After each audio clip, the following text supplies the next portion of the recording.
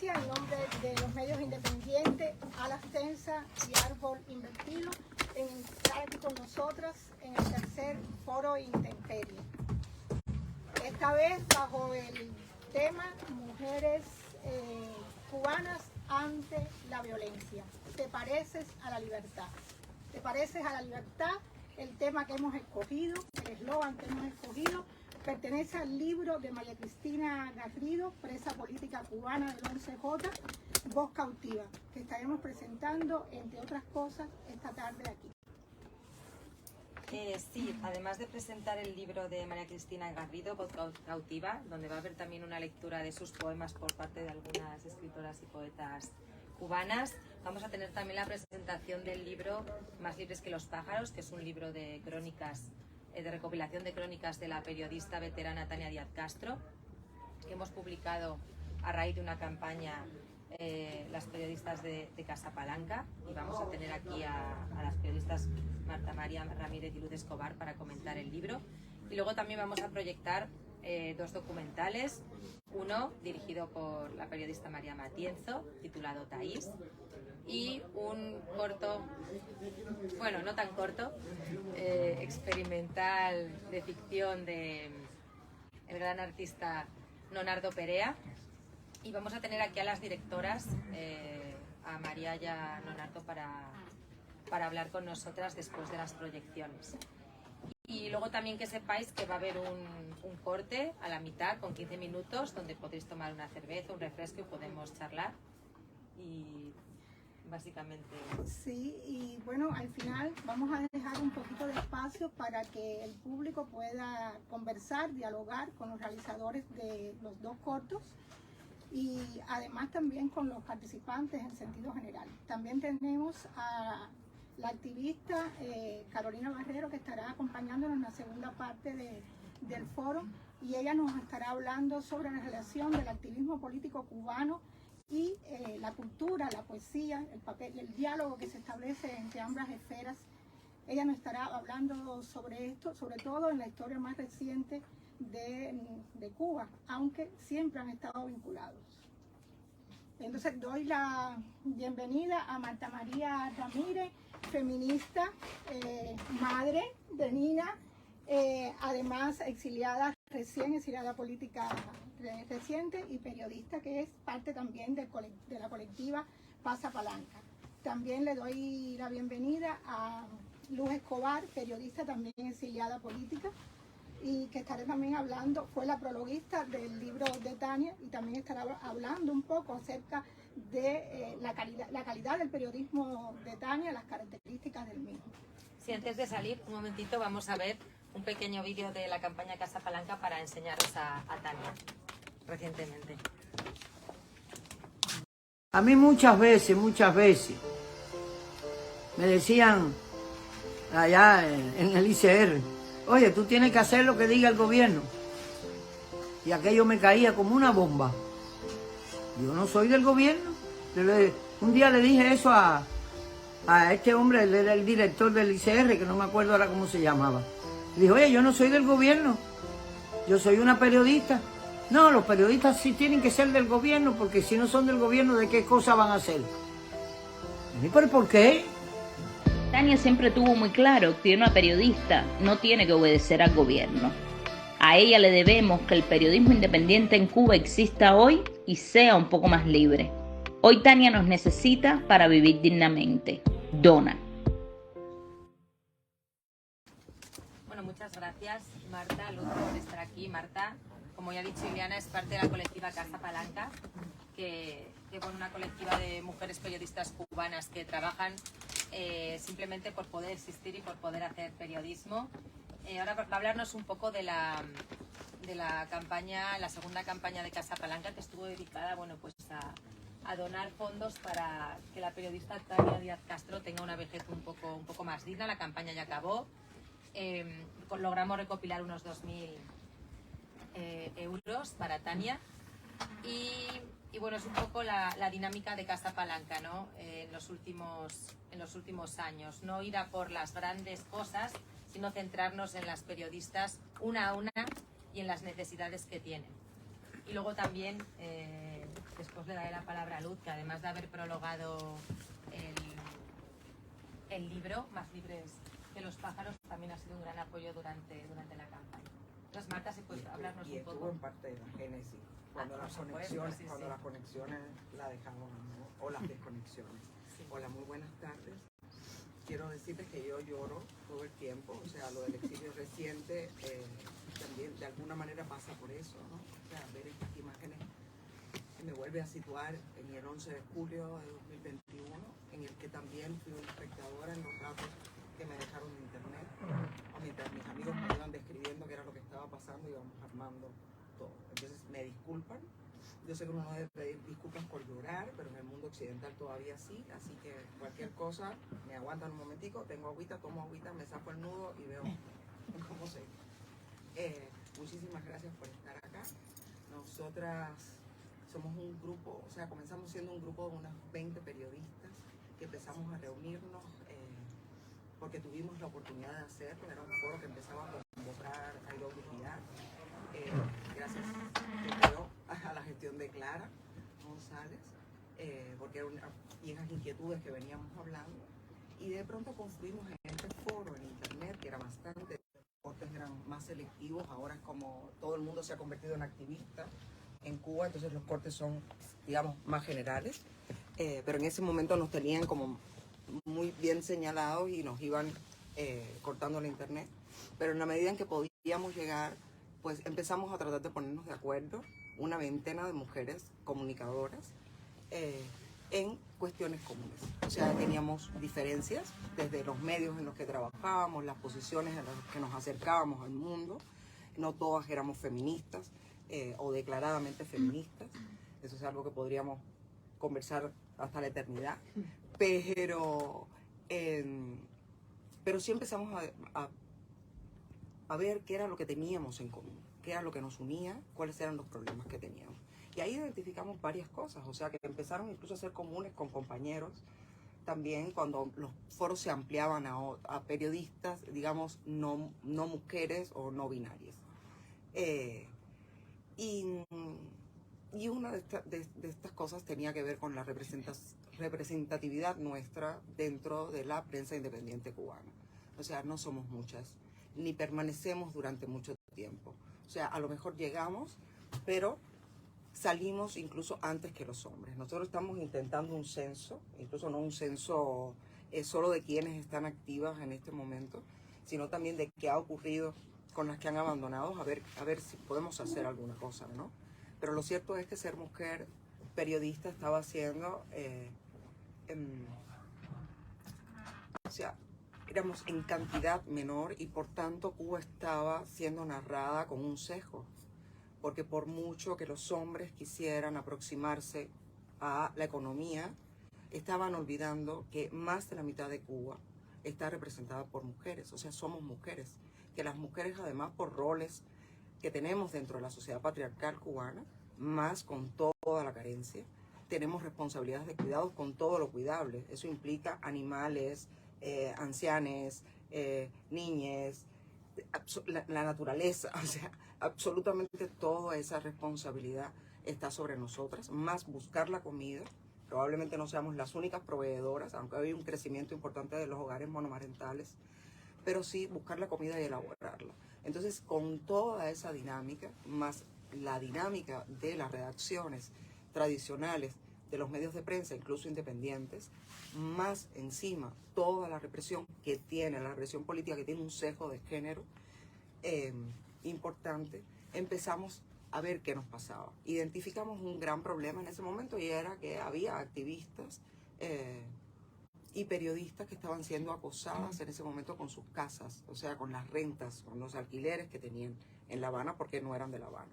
Y decidimos hacer una primera campaña que dijimos, no queremos que sea solo de visibilidad, vamos a hacer visibilidad y vamos a hacer alguna acción puntual. Esta sí fue a lo grande. ¿Cuánto fue que pedimos? Atrevidísima, como 25.000. atrevidísima. O sea, pedimos como 25.000 euros en una plataforma además que cerraba en 40 días, porque el tema con estas campañas ambiciosas es que el gobierno cubano las denuncia y el embargo existe. O sea, Entonces, secuestra, o sea, si íbamos con otra plataforma, probablemente, qué sé yo, GoFundMe o algo así, o sea, teníamos alguna posibilidad de que nos denunciaran y que ese dinero fuera embargado. Y no nos podíamos dar ese lujo. Y dijimos, lo asumimos. Y si nos quitan la casa, bueno, pues también es una muestra de que hay una represión contra nosotras. Y veremos cómo afrontamos eso. Si hacemos otra ponina, ¿qué hacemos para pagarle a la gente? Incluso hubo personas que nos preguntaban en redes y yo les decía, yo no los tengo. O sea, yo no tengo 20 euros para poner, que era creo el mínimo, 15. Yo no tengo 15 euros para poner. Pero yo pondría 15 euros, yo pagaría 15 euros para demostrar que de verdad no, el gobierno cubano tiene una represión importante contra el periodismo independiente y contra las mujeres dentro del periodismo independiente. Y las personas me decían, sí, es verdad, o sea, tienes razón, si lo tuviese lo pondría. Y hubo gente que lo puso, aún pensando que la casa no las podían quitar, no podían dejarnos comprarla o algo así. Y nosotros lo previmos. O sea, fue algo que hablamos, esto puede pasar, pues, ¿qué hacemos? Y teníamos como plan B, plan C, plan X, todo eso que uno tiene en las dictaduras, ¿no? Bueno, y en la vida. Pero no funcionó, o sea, no logramos los 25.000, pero logramos una visibilidad importante y sobre todo unirnos. O sea, ya no estuvimos solas más, yo creo.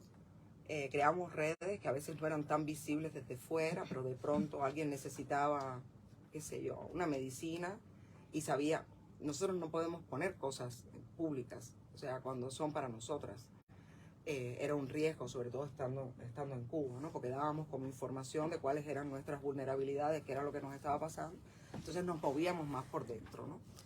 Y así funcionamos durante casi un año, hasta que ya la represión empezó a ser como mucho más brutal y empezaron a salir algunas colegas, incluso de Cuba, y estamos rearmándonos. Y esta como reagrupación tiene que ver con esta campaña, que es también una de las cosas que identificamos en 2021 y que tenía que ver con la precariedad en la que estamos trabajando. O sea, una mujer quiere planificar un embarazo en un medio independiente y no puede. O sea, no hay licencias de maternidad, no se reconocen ni donde el medio está afincado, ni las del país como regla. En sentido general, hay medios que han empezado a hacerlo, como Periodismo de Barrio, por ejemplo. No hay días por enfermedad, vacaciones, no tienes días por enfermedad que además están provocadas por tu propia profesión. No sé cómo se dice eso en términos correctos, ¿no? Pero a veces uno se enferma porque tiene un estrés relacionado con la profesión y uno no tiene baja médica. Y por supuesto no hay jubilación. O sea, hemos visto periodistas independientes, no solo a Tania, también tenemos hombres en ese listado, que están al final de sus días y han tenido que trabajar hasta el último minuto. Y nosotras sí dijimos desde el inicio, o sea, que pasábamos a hombres todo nuestro know-how para que hicieran sus propias campañas, porque creíamos que algunos de los problemas que nosotros habíamos identificado eran problemas que también le atañían, ¿no? ¿Así lo dije bien? Atañen. Le atañen. Pero que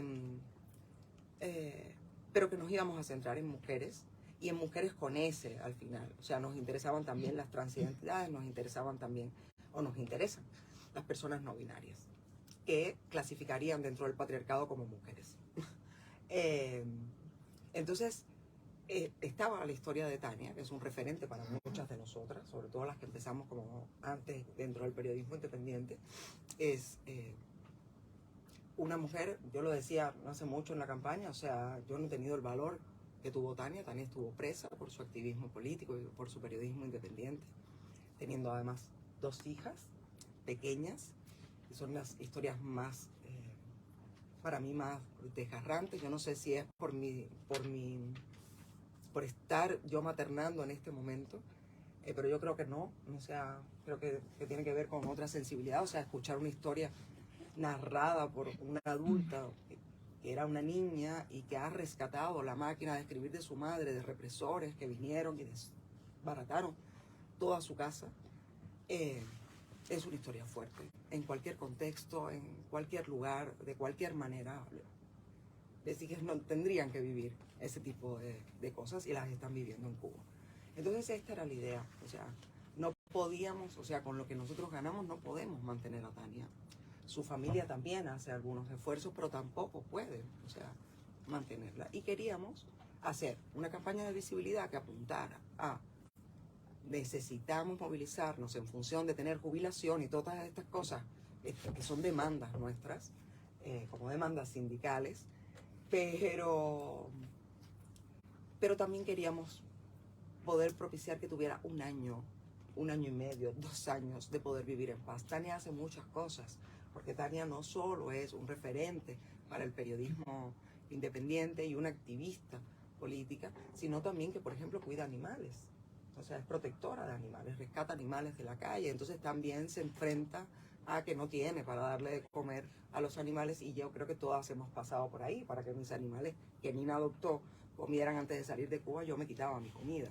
Entonces, y eso nos parecía que no era justo. Entonces esta fue la idea, reunir un grupo de crónicas que habían sido publicadas, se hizo una curaduría de todas esas crónicas, y Luz lo cerró con un prólogo que a mí me parece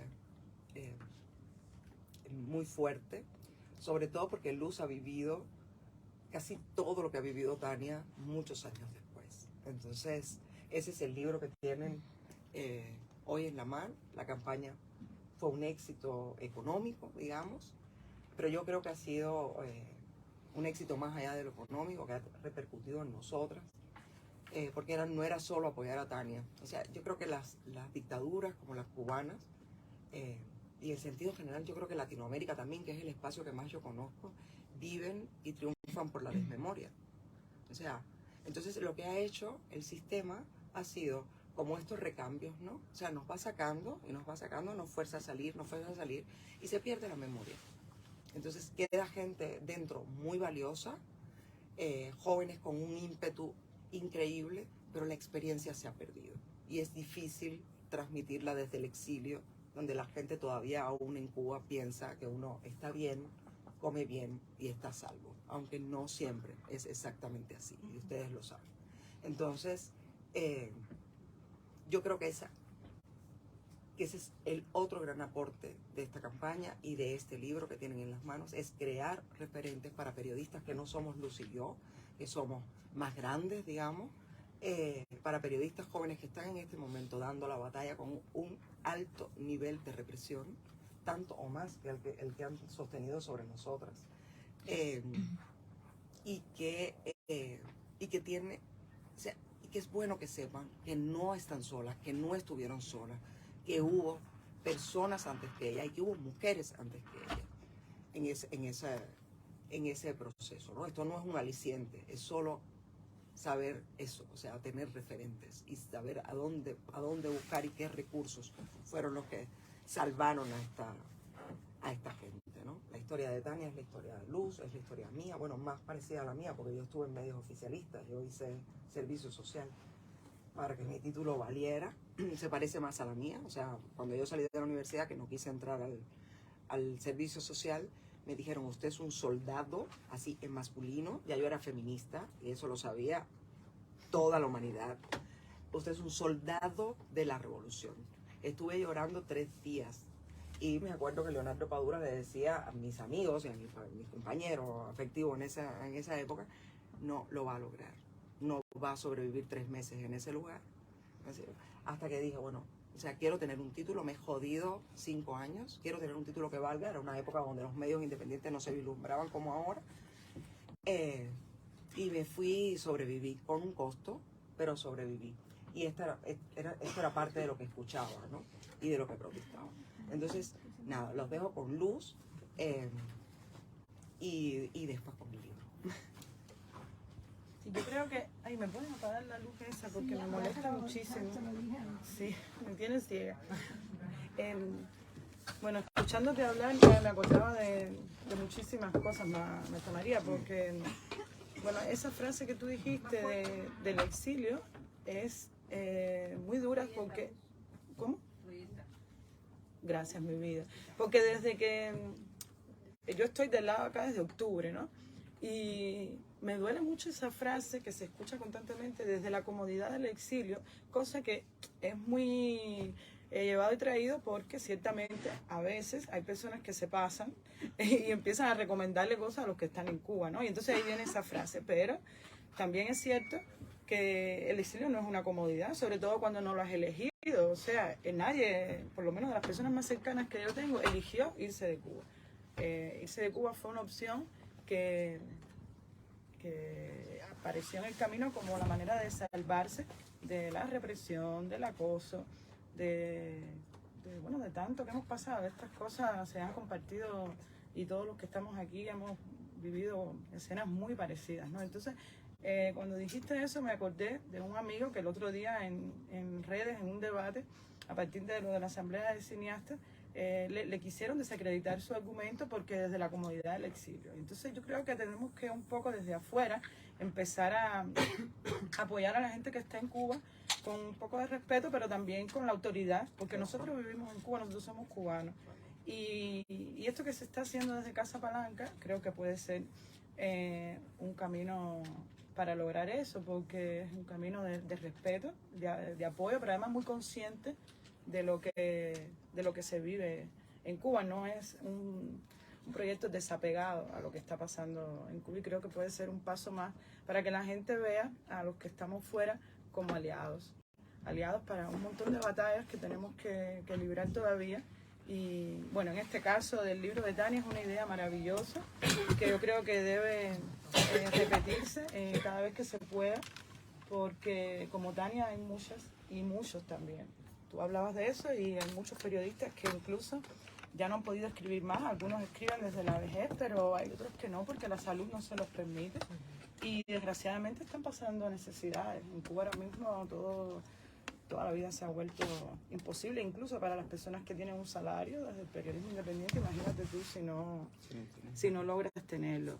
Entonces, que haya empezado por Tania también es bastante simbólico, porque Tania, como tú decías, es una periodista que transitó desde el camino que empieza por lo oficial y que termina en lo independiente. Yo creo que Tania en un momento de su vida dio el salto, pero desde el principio estaba muy consciente de que ella no iba a ser vocera de la oficialidad, de que ella iba a hacer un periodismo que le naciera a ella, de que ella no estaba escribiendo para responder al Partido Comunista, ni para guardarle la forma a estos hombres que tienen el poder en Cuba, ¿no?